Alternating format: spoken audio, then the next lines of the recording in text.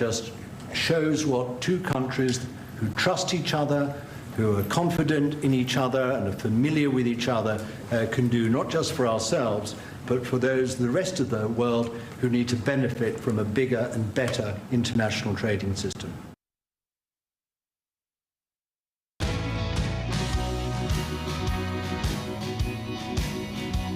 Welcome back to Sekulow. Professor Harry Hutchinson is joining us, one of our senior attorneys here, but also someone who could really break down what's going on as President Trump lands this landmark deal with the United Kingdom. Of course, that happened just this morning as there's a new tariff deal that's happening right now. Let's break down some of that. Will, you can kind of set up what happened. There was big tease last night. Hey, it's coming. I texted Will. I said, I think we got our lead topic. President Trump says, I got a big announcement. It started to kind of trickle out, started to leak out what was going to be. And here we are. That's right. And this does appear to be what the president was referencing the other day, that either Thursday, Friday, or Monday, he would announce a big something about some topic that people will be talking about. This appears to be that tease that he gave us earlier in the week. And what we have is a framework for a deal between the United States and the United Kingdom.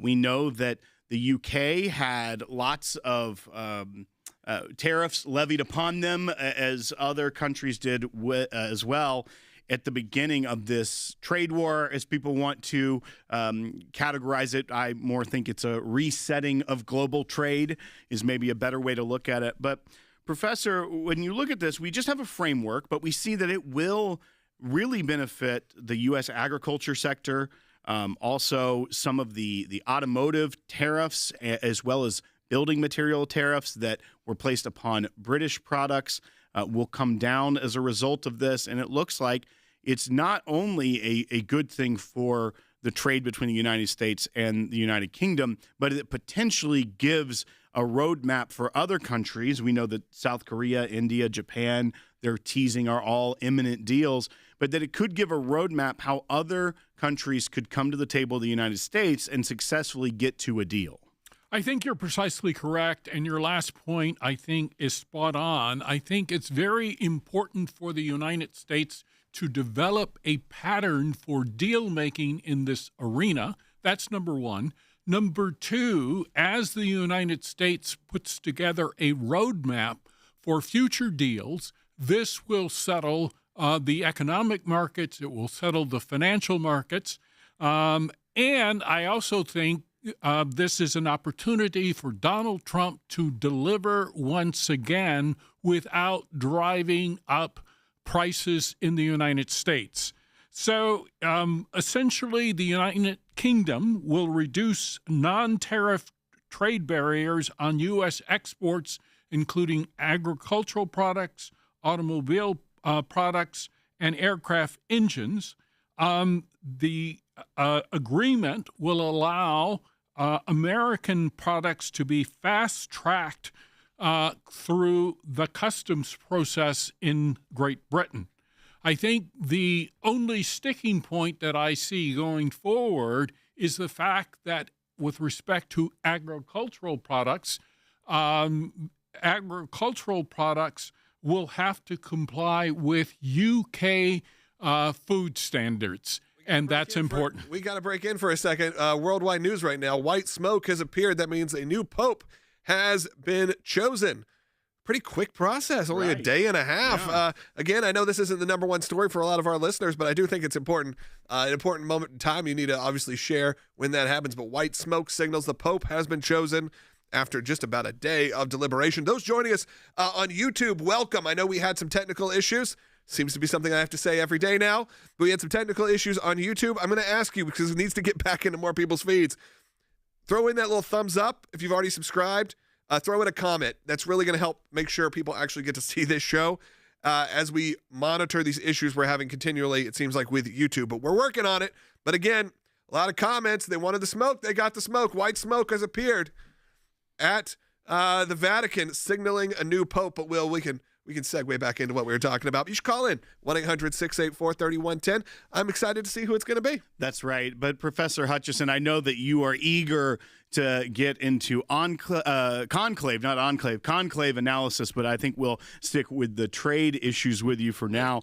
But this is another interesting aspect of this is, one, these were non-tariff barriers to entry to the markets, whether it be how they process things coming through, things that slowed down or created larger headaches or issues for American products to be sold in the UK. So not only is it something that a lot of times tariffs lower the demand, but this was lowering demand just for some of the red tape and issues of getting American goods into the United Kingdom. But once again, we also talked about how before the show, the Fed chair yesterday, Jerome Powell, decided to leave the rates, the federal rates, as status quo for another period of time. There was some talk that they didn't see really maybe even an opportunity for this to shift in this entire year. You mentioned that England actually lowered their rates yesterday, their central bank. But this could be a good sign if this deal and more deals follow through, that there is a positive outlook to the central bank on the U.S. economy, and therefore could put us in a much stronger position going forward. I think you're precisely correct. So Jerome Powell, the Fed chair, has been reluctant to lower interest rates in the United States, in part due to trade uncertainty. That's number one. Number two, he feared that tariffs would do what? Raise inflation rates in the United States. So he wanted to keep interest rates high. But I think this particular deal with the United Kingdom signals that Donald Trump is serious about negotiating what? Agreements. So going forward, I forecast, and don't make any financial decisions based on this information, going forward, interest rates in the United States will indeed fall. And despite what Jerome Powell has done, mortgage rates in the United States have already fallen. So mortgage rates are likely to come down even further as people anticipate lower inflation rates. Hopefully and so that's important news for the American people. It's hopefully a good sign for everyone. I know that, look, we can't forecast one way or the other, but I think that will hopefully give a big relief to people. There's a lot of people right now who would move, who would sell, who would do it, but just can't.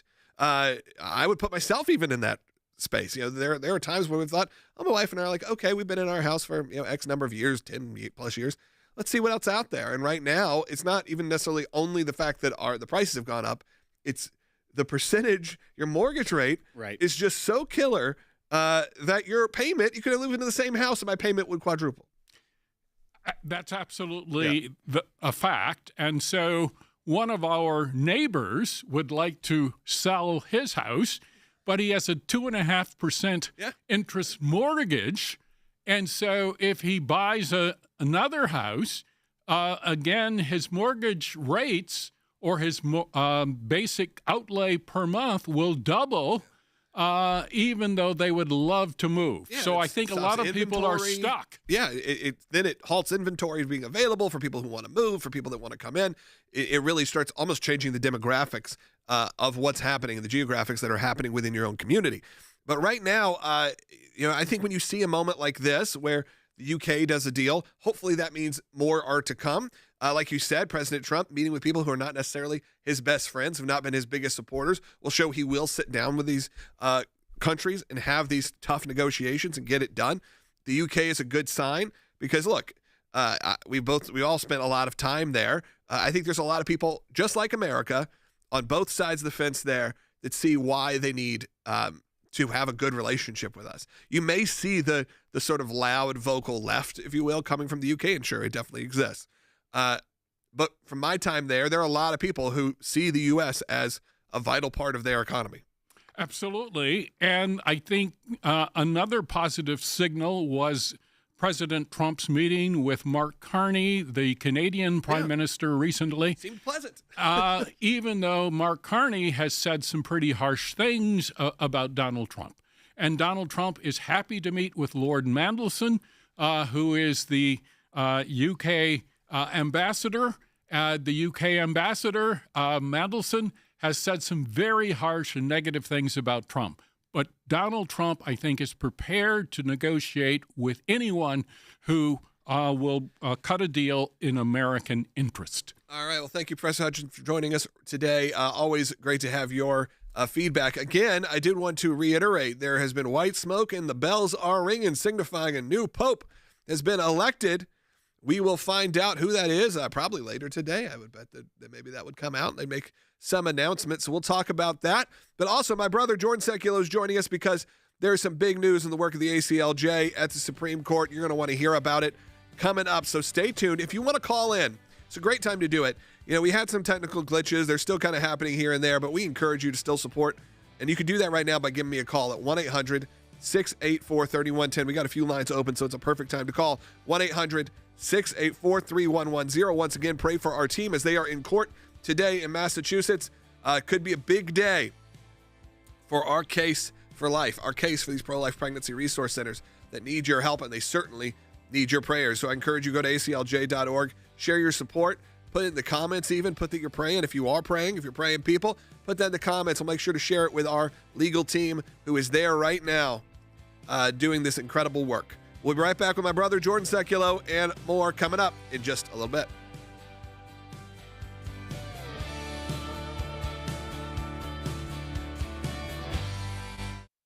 Enforcement by the executive branch of basically carrying out their functions. Usually we're talking about executive agencies and bureaucrats out of control. But now it's our court system. And people, I think, in this first 100 days have said, what are groups going to do? What can West Virginia do? What can the Attorney General do in West Virginia to stop these judges who are issuing orders to affect all of our lives when their jurisdiction is in a district of a state? For instance, in this case, before we go to JB, Maryland, Washington, and Massachusetts are affecting how the federal government is able to carry out its job in West Virginia and nationwide. If we're going to allow district court judges to act like Supreme Court justices, their confirmation proceedings are not going to be like that anymore. And, you know, if you say every president has to appoint, 75 or 100 district court judges, right? If every single one of them takes 3 weeks like a Supreme Court justice, we will run out of judges pretty soon, right? But on a more important note, I mean, I think the point here is that district courts are set up under our Constitution to resolve issues and controversy that are in front of them. And what they're now doing is they are resolving constitutional issues where there isn't an actual plaintiff. They are resolving questions that are not designed for their courts to be resolving. And it has really dangerous precedent setting. It almost doesn't matter the topic, right? And to be fair, I don't want Republican judges doing this when there's a Democrat president either, right? The system works beautifully, and it works in the way that our framers set it up. And what our office and what we're so grateful for your help in doing is arguing is that district courts need to get back to what it is that they do. And that is resolving issues and controversy with actual plaintiffs in front of them and leaving the constitutional review that affects every American, not just the Americans that are in their districts, should be left to the Supreme Court.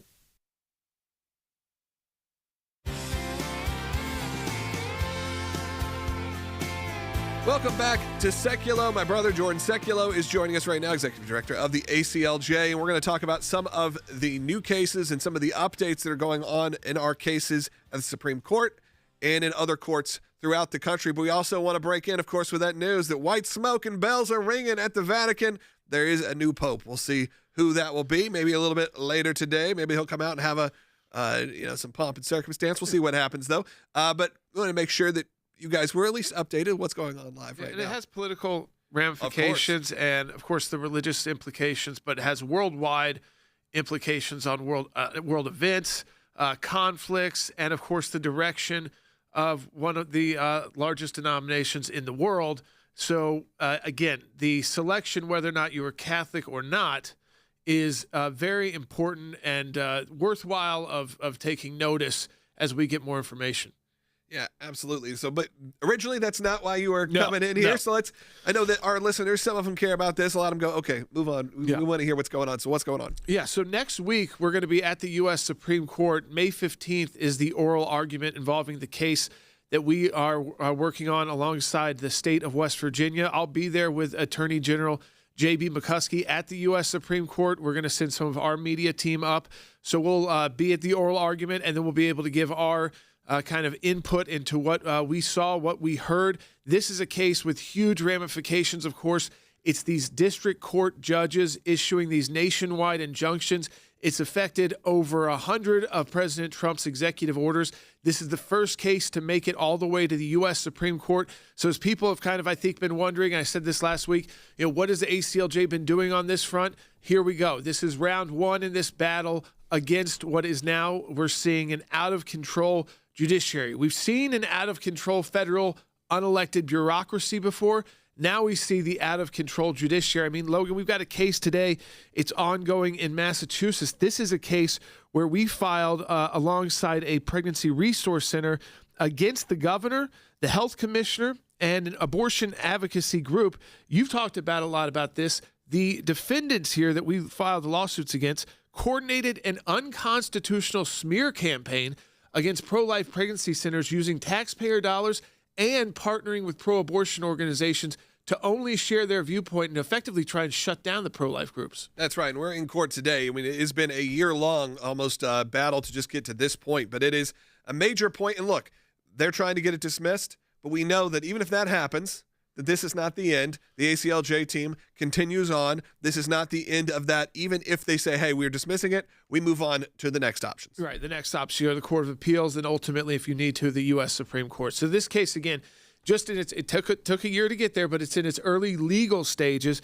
And I think what's important here is not just pro-life speech, but all speech that could be shut down by a government and say, you know what, we're only going to fund one side of the issue. Yeah. Think about that. Think about how divisive that could be if your local government or your state government could say, we're going to pick sides in arguments, we're going to pick sides in political debates and use taxpayer money to only push one side. We've heard from so many people in Massachusetts. A lot of them are Democrats. They're people that vote Democrat in Massachusetts, but they're pro-life. A lot of them are very Catholic. Right. They are pro-life people. So they don't want to see, even if they're Democrats, sure, they voted for a Democrat. That doesn't mean that they want their taxpayer dollars going to fund a campaign to shut down what are peaceful pro-life pregnancy centers that give women another option if they don't want to choose abortion, to make sure they know there are other options on the table, giving birth, adoption, all of these different, and actually providing resources after. Food and clothing. And we had one preparing them to be moms. One person call in and said they threw them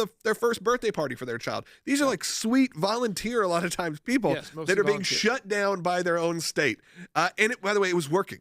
We know that. We saw their numbers were dropping. People were not going. And they were scared to 30% of people were drop in people going to these pro-life pregnancy ads were centers. Calling them dangerous. Yes, they were saying it was dangerous to go there. That's why we're filing the lawsuit saying this is, again, this was unlawful, illegal smear campaign.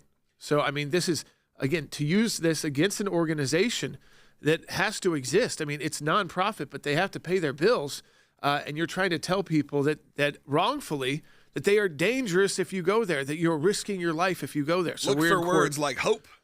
Yeah, that's what it says. Right. Well, Jordan, this is something that we even brought up earlier this week, is that this should be a case, when you look at it from the Constitution, from the First Amendment, and this discrimination from the government and viewpoint discrimination specifically, that you should have groups like the ACLU rushing to join you on. Yeah. But because it's this abortion distortion factor, they won't, because there's this article from just a few weeks ago in the New York Times, Botched Care and Tired Staff, Planned Parenthood in Crisis.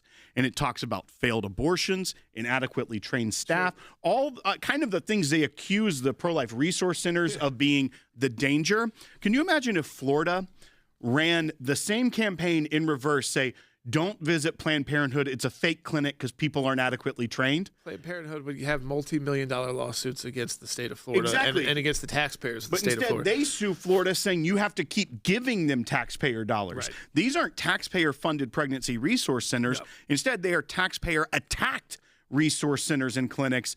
And that's really why, when you take away the issue of it, even, that it's about pro-life issues or abortion, the law of it should be very clear to either side of, like, yeah, the taxpayer money shouldn't be used by the government to attack a side of an issue. Yeah, exactly. I mean, this is a divisive issue.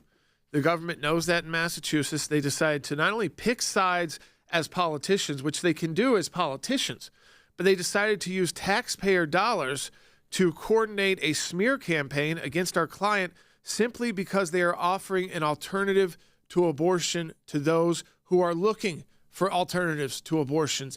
They do not want people to have the actual choice to know that they could have their child have economic issues taken care of or assisted with, or put that child up for adoption, that there's a number of different options other than abortion. They don't want people to even consider that, so they want to shut these groups down. That's what we're in court about today. It affects your broader First Amendment rights as well. And we do know that our team, and we appreciate everyone that has been praying for our team, they just got out of court. We'll hopefully have some sort of update here soon. 2-hour hearing. Yep. Lots of details. Our attorney, Olivia, was up there for a solid hour going back and forth with the judge on this. So the attorney that I texted with did say the judge was fair, that it was a very good but robust hearing. Yep. But we will hopefully have more details to share with you soon. But thank you for your support and prayers for this issue. Yeah, and pray for that judge right now, because there could be a decision coming any moment. There's also the decision, they said any moment now the announcement of the new pope is coming. All right. So we'll make sure if we're still on the air that we'll cover that. We do have a second half hour coming up on the broadcast. I want you to join us right now. If you don't get us on your own local radio station, you can find us broadcasting live, aclj.org. We're on Rumble. We're on YouTube. You can find us on Facebook, any social media platforms. Then later on, available as a podcast, however you get your podcast, or on YouTube as well. But again, phone lines are open. You got about 4 lines open. Good time to call, 1-800-684-3110. But you can obviously support the work of the ACLJ. Jordan just broke down all the important stuff that not all of them, just a small sample of the important work that we're doing right now. And you can go to aclj.org. You can make a donation. We know we'd appreciate that. But also just go to the website. Click around. Look at all the incredible free resources we provide. Nothing is behind a paywall. Everything is available to you, absolutely no cost. Again, we have a second half hour of this broadcast coming up. So you want to make sure you don't miss it. Again, any moment, we know there'll be an announcement of a new pope, and we're going to get an update, hopefully from our attorneys in Massachusetts, as they've just wrapped up that robust hearing. We'll be right back with more on Sekulow. Less than a minute break coming at you.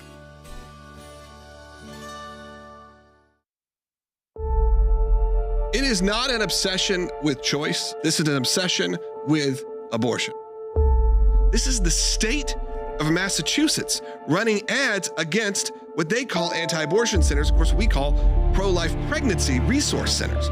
They are there to support women in need. A lot of them provide a lot of care, even diapers, children's clothes, a lot of things for people who are in need. Massachusetts is the first state to do it, but it's certainly what they hope to roll out across the country. So this is coming for your town as well. The ACLJ is launching a vital counter initiative in Massachusetts to battle the smear campaign and spread the truth about life-saving pregnancy resource centers. But this major multimedia campaign requires immense resources, and we can't do it without you. Right now, go to aclj.org/savebabies and help us beat back this mass deception. Help women, help save babies, and really fight back for the values that mean something to you, because they're going to come for your state next. Keeping you informed and engaged, now more than ever. This is Sekulow. And now your host, Logan Sekulow. Welcome back to Sekulow. Second half hour of the show coming up. We got a packed show as well. Like I said, my brother Jordan Sekulow sitting in with us right now. Will Haynes in studio. And of course, we're going to take your calls and comments as the show progresses. 1-800-684-3110. Right now, the processional has begun to announce the new pope at Vatican City. You can see there is starting to be some movement. There's almost a parade of sorts happening. We will keep you updated as they announce who this new pope is. They said the new pope is about to greet the crowd from the balcony. So at any minute, big news, everybody. Big news, new pope. It is big news. It has big ramifications for what goes on around the world, and also kind of the style of the Catholic Church, which was going in one direction, the previous pope a different direction of the previous see where this pope. one is. And I think there were a few different options on the table for the church to go either maybe further left or go back to the center, maybe even right. All right, let's take a quick call real quick, then we'll get back to that. Scott's calling. He's one of the people very excited about this. Scott, you're on the air. Yes, I just wanted to thank you all. I'm Catholic. I used to be evangelical, but I converted or reverted to Catholicism. So I really thank you for mentioning the Pope, and I also appreciate your program. I try to catch it often, and it's probably one of the more insightful programs out there on analysis of what's going on. So I really appreciate what you all have done. Thank you so much, Scott. We're always going to keep you updated on the latest news, whether that's in the ACLJ world or what's going on the world stage, because, Jordan, as you said, it has global ramifications. It's not just a religious ramification. But let's talk about what else is going on. Yeah. There's more happening for the ACLJ in our team this week. That's right. So today they are in court in Massachusetts. Tomorrow they'll be in court in Ohio, criminal case. So we are representing a criminal defendant. This is Zach Knotts. He is a pro-life advocate, was cited for disorderly conduct during a peaceful protest outside of an abortion center in Ohio. He used a small battery-powered megaphone, which was legal within the space and the distance he was using, and also based off other ordinances. For instance, the citation, the criminal citation, was based on a noise ordinance that actually exempts certain groups like educational and religious organizations, but doesn't exempt, I guess, pro-life organizations, though they could certainly fall under either of those definitions, both as educational because they educate on the abortion issue, and oftentimes religious because they're often tied to religious groups, these protesters and organizations. So this is a criminal case the ACLJ is defending in Ohio in criminal court, which gives you the example. We do the cases at the U.S. Supreme Court. We do the cases in federal court against the government of Massachusetts. And here we are defending a defendant in a pro-life speech case that affects all of us because it affects these ordinances and whether or not you could exclude some people from the ordinance and not exclude everyone. And so this is, again, Ohio State Court, criminal court, doing the criminal case. Trying to keep someone out of prison. Then, of course, we're doing the federal court case, the pro-life, Massachusetts going after the pro-life pregnancy centers, and they'll be at the Supreme Court on Thursday. Yeah, so when we talk about the resources needed at the ACLJ, it's not just, hey, we got to put on a show. Hey, we got to have lawyers, staff. You got to pay for travel. You got to pay for everyone to go. That is all, and that's a lot of different court systems, a lot of different plane tickets. I mean, if we're being honest. And different focus areas. I mean, it's very different to go into a state criminal court proceeding and fight a issue there and a violation, a citation, than it is to go into a federal district court hearing for a couple of hours on a First Amendment issue. And then it's even a bigger issue to go into the U.S. Supreme Court. So all three of those they underscore different ways the ACLJ is involved in just a matter of 2 weeks. Yeah, absolutely. And look, we're going to continue on and take some more of your phone calls coming up at 1-800-684-3110. We're going to talk a little bit more about the trade deal that was announced. I know some of you are just joining us right now, and you may want to know what we're talking about. You may have seen the headline. That was that President Trump announced a big trade war win. This is with the United Kingdom. And as of right this second, probably as we're headed to break now, we're about to find out who will be the next pope. So when we get back, we'll make sure we cover that and give you all the news. This is a very quick and short break. Put in your comment. Let me know where you're watching from. I always like to see that when we're in these breaks. I always like to know because we have a worldwide reach, thankfully, because of people like you who watch on social media or watch on YouTube. We're able to reach the entire planet, really. It's really amazing. So right now, give us a call, 1-800-684-3110, and continue to support the work of the ACLJ. We'll be right back. Chief Justice John Roberts, he made a rare on-camera appearance criticizing President Trump's call for a judge to be impeached and defending the Supreme Court overturning decisions like Roe versus Wade. Chief Justice John Roberts making a rare public appearance, stressing the importance of an independent judiciary. Its job is to obviously decide cases, but in the course of that, check the excesses of Congress or of the executive, and that does require a degree of independence. First of all, justices don't like to speak out. They are in a very unique position where their words can be used against them for any of the major decisions they ultimately issue, including the Chief Justice here. So it's kind of interesting to hear a little bit of a more personal side to him, and his writing is fantastic. He writes some of the most deliberate decisions, the very clear, concise decisions. And by the way, the reason he's speaking right now, other than the fact that it's the 125th anniversary of the Western District of New York, a very significant district, he's also from Buffalo, New York. So they wanted him there. It's interesting to hear about his early life, particularly when he is spearheading a court that has all eyes on it right now, its authority and what role it's going to play. Roberts did not mention President Trump by name, but when asked about calls by the president and his allies to impeach judges, he delivered this rebuke. What do you think of these calls for impeachment of judges based on the decisions that they've made? Well, I've already spoken to that, and impeachment is not how you register disagreement with decisions. The Chief Justice also defending the court's record of overturning several major decisions, including Roe versus Wade. Now, we take fewer cases now than they did before, but the number of important ones that would be subject to overruling are the same. So a lot of people talk as if we're overruling a lot more. It's the lowest it's been since the 50s. And some cases should be.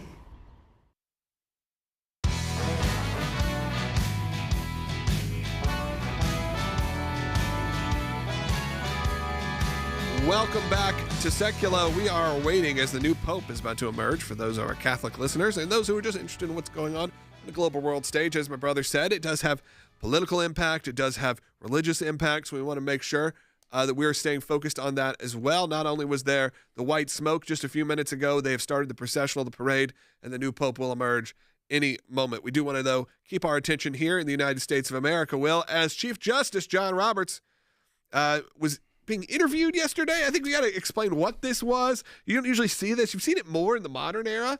It used to be that you never saw really interviews with Supreme Court justices. They were a bit secretive, if you will. Yeah. They were Normally, you'd only see it if they were doing a book tour or something of that nature. Even that was like very selective and rare. That's right. So this was the 125th anniversary celebration of a court in New York. So this was in Buffalo, New York. It was 125th anniversary of this court, the U.S. District Court there. And so they had a fireside chat with the Chief Justice. So very nice of him to oblige. He was not in robes, in his suit. And one of the judges there was kind of leading this conversation with the Chief Justice. But obviously the elephant in the room is the kind of tension between the courts right now, especially the lower courts and the president, with all of the nationwide injunctions, something that, as Jordan mentioned, he will be in D.C. with our client, the state of West Virginia, and their Attorney General, J.B. McCuskey, next week. And so that's kind of what obviously everyone's going to want to ask the Chief Justice about.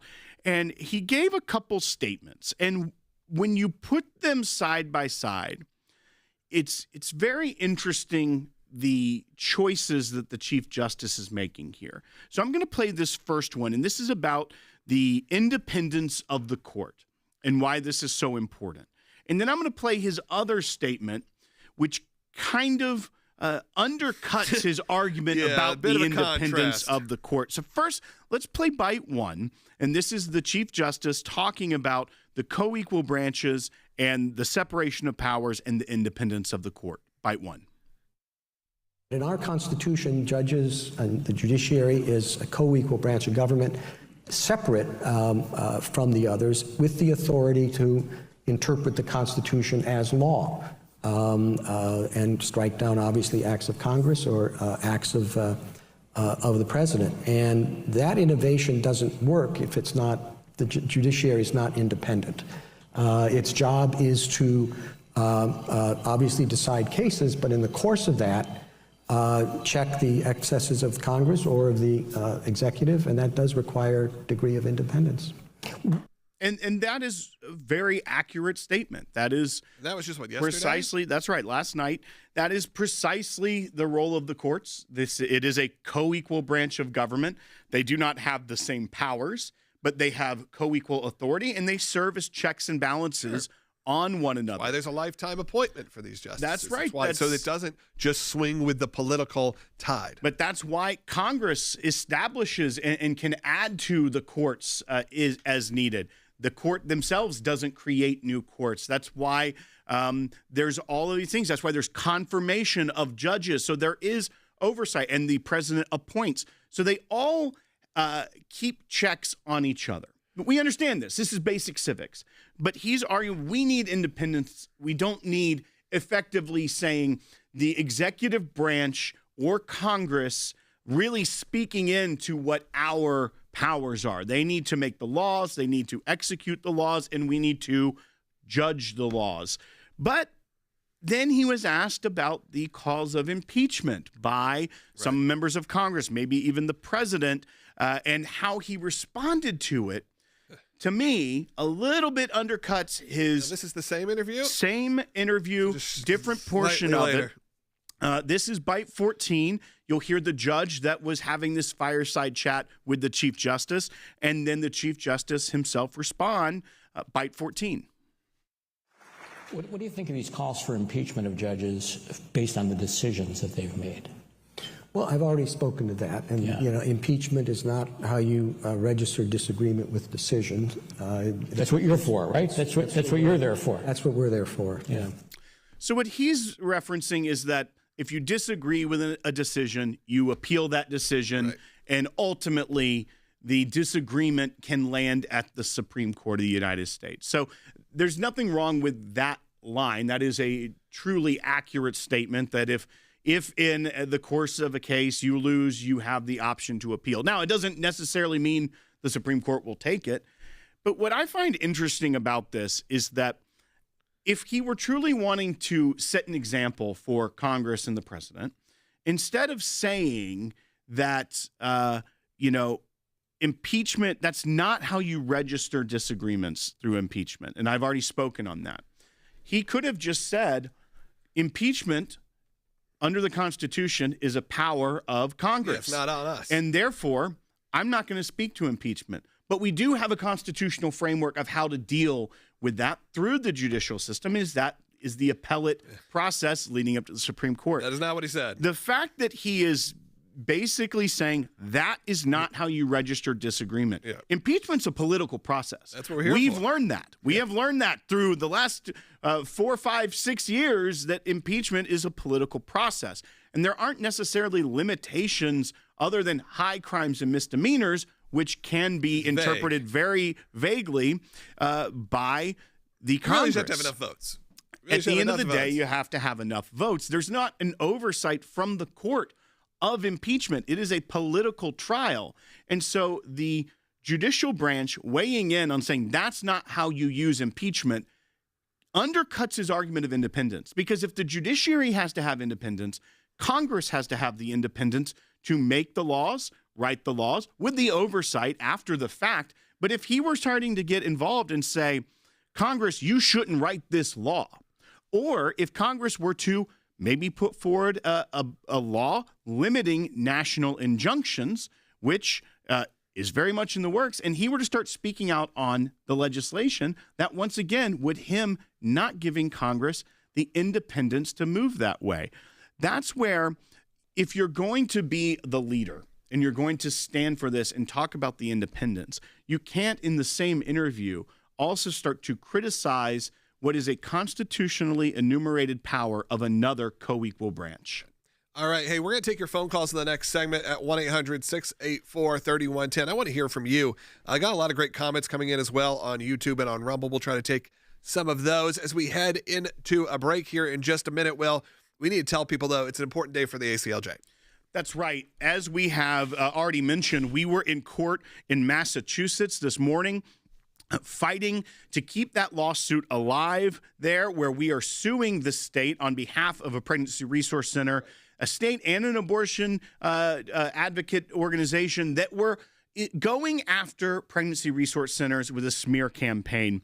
And where we are looking at is that many times too, and we just got this update, that a judge could rule on a motion to dismiss immediately. They could hear from both sides, and you don't know when you're in the Northeast in Massachusetts, a traditionally more liberal state, if you're going to get a judge that is friendly to your argument when it's a pro-life issue. That's just kind of the facts. But what we're looking at is this was a 2-hour hearing. Our attorney went back and forth with the judge for over an hour. Very intense. And they said the judge was fair, the questioning was solid, and we know that he is not ruling from the bench saying this case is dismissed. Yeah. But it does seem there is not just a binary choice here of either motion to dismiss granted, kicked out of court, or it moves forward. Sometimes the judge can offer something that is the opportunity to amend your complaint. When you file a lawsuit, you list out the reasons for your suit, the justifications for your suit, and things of that nature.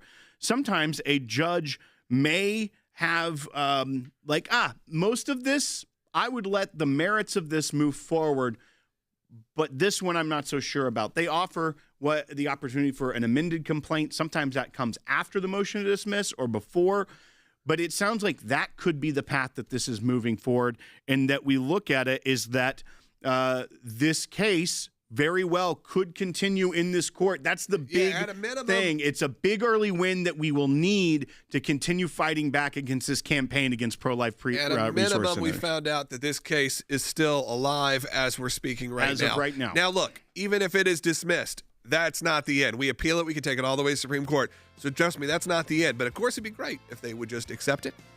But we have at least a judge that seems like he's coming in at in a fair way.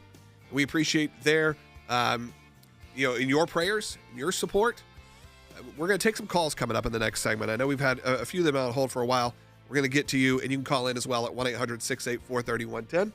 Also, any moment, there should be a new pope that will emerge from the Vatican balcony. They have had all the pomp and circumstance happening in the last 15 minutes or so, and then we will find out who it will be. I don't know why I keep looking up to the screen thinking I'm going to recognize even who this pope will be. It's not like it is a celebrity. It is not the trading card slogan. It's not like I will know who. I'm like, they picked that one, other than Pizza Baller. That's the only one. So we'll see. But do you know what he looks like?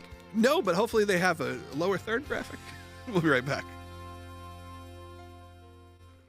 President Trump announcing that the U.S. will strike a trade deal with the U.K., and moments ago he posted something additionally. The agreement with the United Kingdom is a full and comprehensive one that will cement the relationship between the United States and the United Kingdom for many years to come because of our long-time history and allegiance together. It is a great honor to have the United Kingdom as our first announcement. And in the last hour, the Prime Minister, Keir Starmer, has teased the announcement. The United States, an indispensable ally for our economic and national security.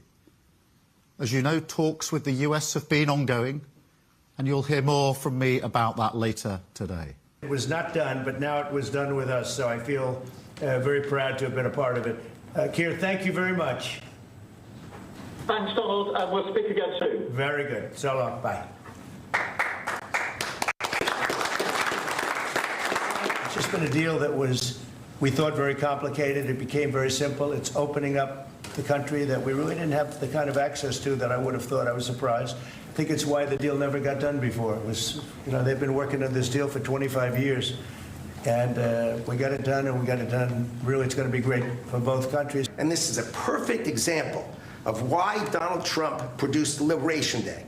People don't understand he gets things done in a matter of time. This would have taken Jameson and I 3 years, maybe. And instead, we got it done in 45 days, certainly, because we work for Donald Trump. In my view, as the Prime Minister has said, just shows what two countries who trust each other, who are confident in each other and are familiar with each other can do, not just for ourselves, but for the rest of the world who need to benefit from a bigger and better international trading system.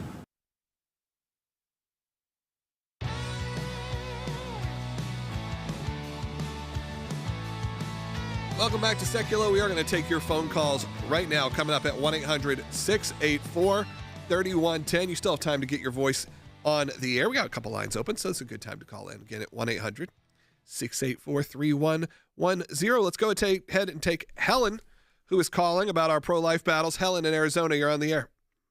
Hi there. I didn't hear the whole comment, but what caught my attention is something about the abortion industry is threatening those that are assisting pro-life. Yeah, we can restate what we were talking about here, Helen, and we're happy to do that.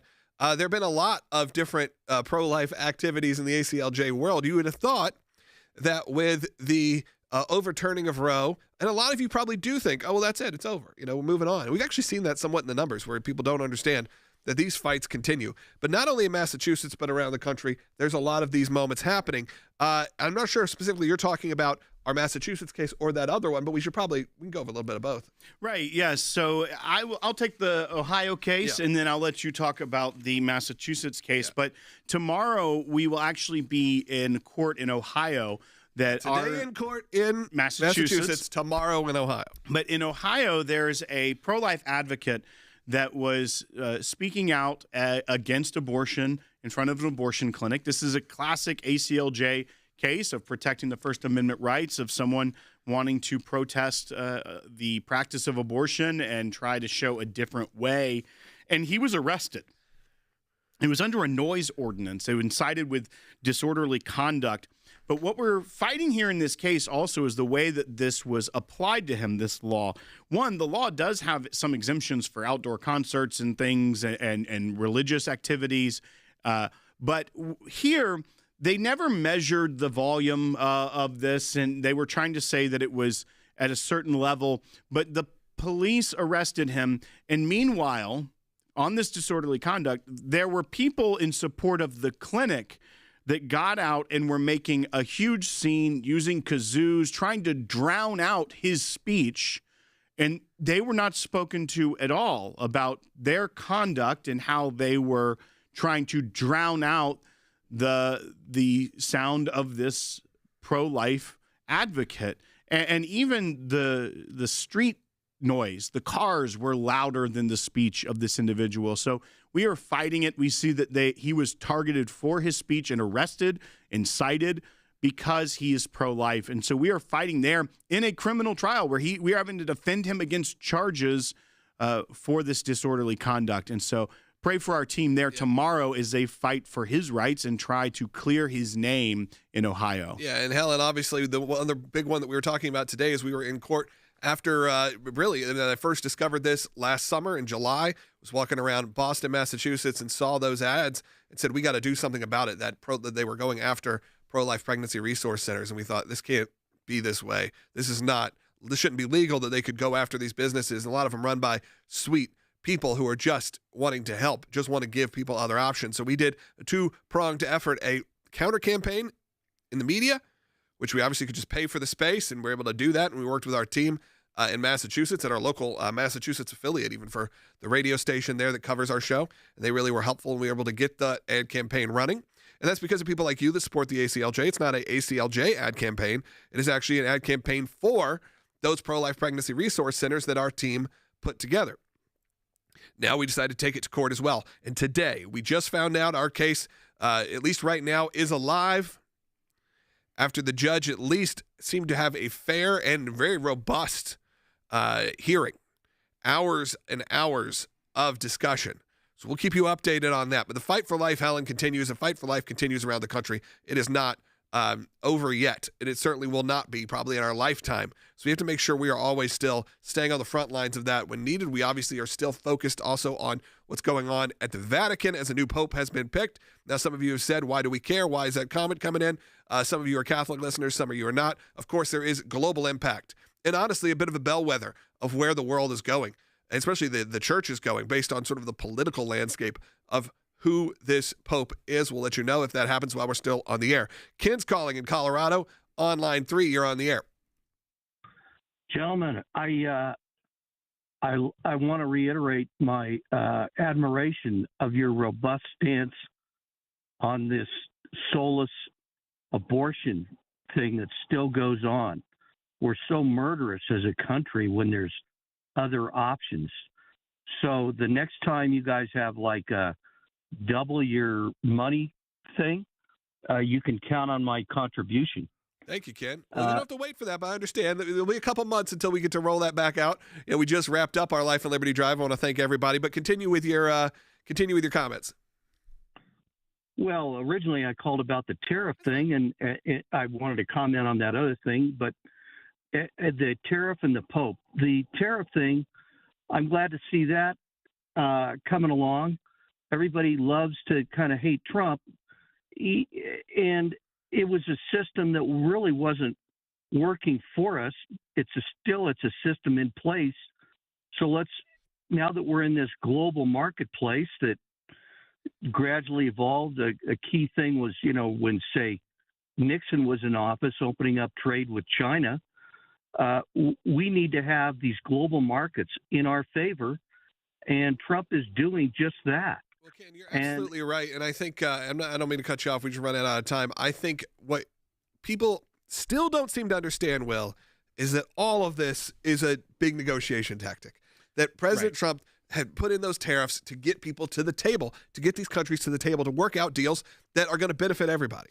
And regardless if you like his style, if you like how he initiated it, if anyone believes Be rough around the edges. that the status quo of American trade policy is sustainable, when you look at even China, who there is the very real possibility that there is some sort of aggression, conflict, military or diplomatic in the short term, in the next 5-10 years. And you think it's okay that we're so heavily reliant on them for our pharmaceuticals, for our manufacturing, for that, and you see the imbalance of trade around the world. If you think that is sustainable, then I don't know what to tell you. That is not a world of reality. And so whether people like his tactics or not, something had to be done. The disruptor is here. And what I hope is that there will be Democrats that see positive movement from like this, with this deal with the UK, that can jump on board instead of going out and preaching every single day. President Trump has cratered our economy, is going to ruin this, and just try to make some sense of it and say, yeah, we're on board with trying to get good deals with other countries. That would be so refreshing, because you can't get rid of the disruptor now that he's here if you're a Democrat. So try to find a way to make sure that the American people are the beneficiaries of a better world trade system. All right. Well, Will said. We got 50 seconds left. I want to encourage you to support the work of the ACLJ while you're at it. Our incredible legal team just got out of court in Massachusetts, and now another group of legal teams, some of the same, will be headed to be in court tomorrow, and then they'll be in court next week, and the week after that, and the week after that, and the week after that. This team works 365 days a year. They are not taking breaks. They work 24 hours a day, and I mean it. You're expected to be on call at any time. Our team is always there for you and for the American people and for Christians around the world. So I encourage you, if you can, support the work of the ACLJ by going to aclj.org. Become a champion if you can. And we will be back tomorrow with more on Sekulow. And again, we'll keep you updated on the latest breaking news. Just go to aclj.org or download the ACLJ app.